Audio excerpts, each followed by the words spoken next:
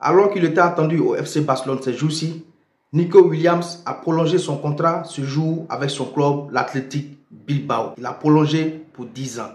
Et depuis l'annonce de cette information, les supporters du Barça, mécontents, traitant Nico Williams d'avoir trahi le Barça parce qu'ils étaient en train de négocier, se sont rendus massivement. Il y a eu plus de 100 000 personnes qui se sont désabonnés du compte Instagram de Nico Williams ce jour. Et ceux qui se sont désabonnés, ce sont des supporters du Barça qui étaient allés massivement s'abonner parce qu'ils se disaient que c'était déjà conclu, que le débat était clos parce que le joueur lui-même, Nico Williams, voulait aller au Barça.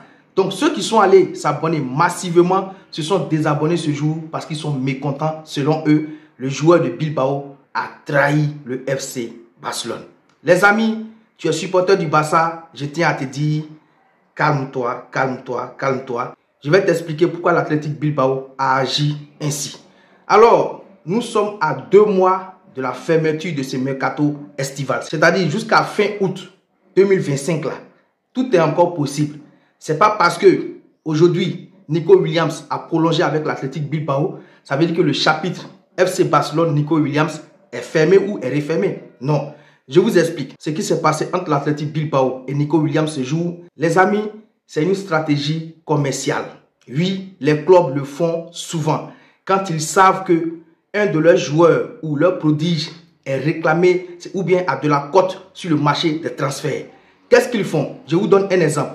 En 2004, avant que Drogba ne signe à Chelsea, la saison 2003-2004, Drogba a signé à Chelsea en juillet 2004. Mais juste avant cette signature, c'est-à-dire au mois de juin et mai 2004, Marseille, qui était le club de Didier Drogba, voyant que leur attaquant était convoité sur le marché des transferts, il fallait lui donner une cote. C'est-à-dire, les clubs le font pour augmenter le transfert, l'argent, pour augmenter l'argent qui doit rentrer dans la caisse du club. Qu'est-ce que Marseille a fait en 2004? Ils ont fait signer Drogba un nouveau contrat à Marseille qui lui donnait encore de la cote à Marseille, qui lui donnait plus de responsabilités. Ils ont prolongé son contrat et ils ont augmenté son salaire. Didier Drogba, qui venait de faire une saison formidable avec Marseille, même s'ils n'ont pas remporté la Coupe UEFA, qui est devenue aujourd'hui l'Europa League, ils ont perdu cette finale face à Valence. Mais Marseille, voyant que leur joueur a réalisé une saison incroyable, qu'est-ce qu'ils ont fait? Sachant que Drogba est demandé sur le marché des transferts par plusieurs clubs, parce qu'en 2004, moi-même j'avais vu sur des journaux, il y avait aussi la Juventus, le Milan et autres qui demandaient Drogba, qui voulaient s'attacher à ses services.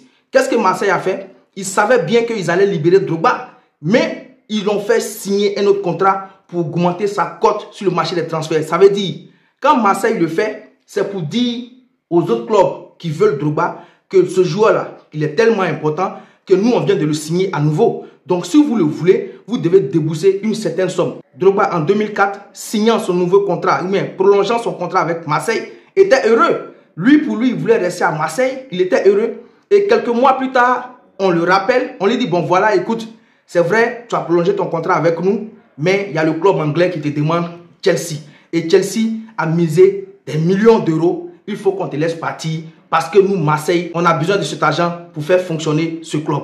Voilà comment Didier Drogba part à Chelsea à contre-cœur. C'est-à-dire lui-même là, il ne voulait pas aller à Chelsea, mais il était obligé d'y aller parce que Marseille le poussait maintenant à y aller parce que la somme que Chelsea a proposée, aucun club ne proposait. C'était une grosse somme en ce moment, en 2004.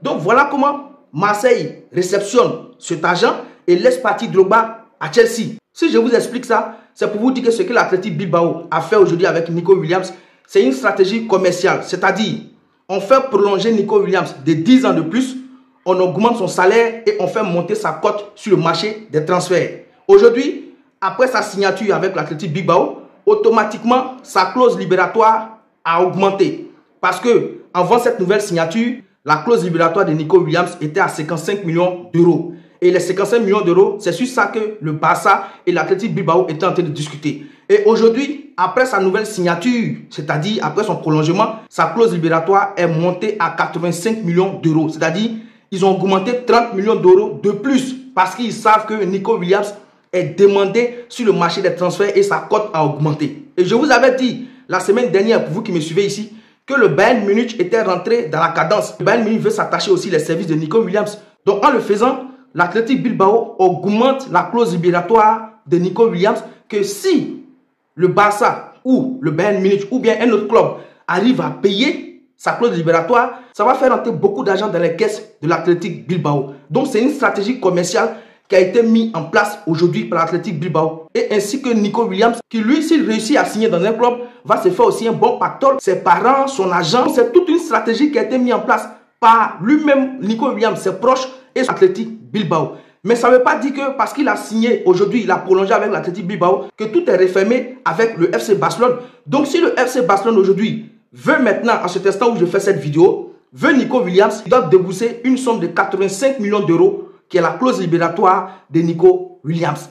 Voici pourquoi je vous ai dit, c'est une stratégie commerciale. Et donc, si le Barça maintenant veut venir à la table de négociation, c'est 85 millions d'euros au lieu de 55 millions d'euros comme c'était prévu auparavant. Voici la grosse stratégie commerciale que Bilbao a mis autour de son joueur. Ils veulent de l'argent. Ils savent que le gamin est demandé sur le marché des transferts.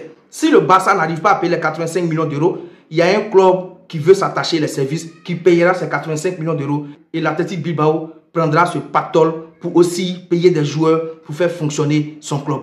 Voilà ce qui est mis en place aujourd'hui. Et certains supporters du Barça n'ont pas compris et traitent Nico Williams de trahison. Ce qui se passe en ce moment-là, ce n'est plus une question de talent, mais c'est une histoire d'argent. Ça. Comme je vous l'ai dit dans ma première vidéo, ce jour, sur cette histoire de Nico Williams, on va aller tout doucement en profondeur. D'ici demain ou ce soir, vous allez comprendre exactement qu'est-ce qui se passe, qu'est-ce qui a bloqué dans les négociations avec le FC Barcelone. Si tu tombes sur cette vidéo, ne la garde pas pour toi seul.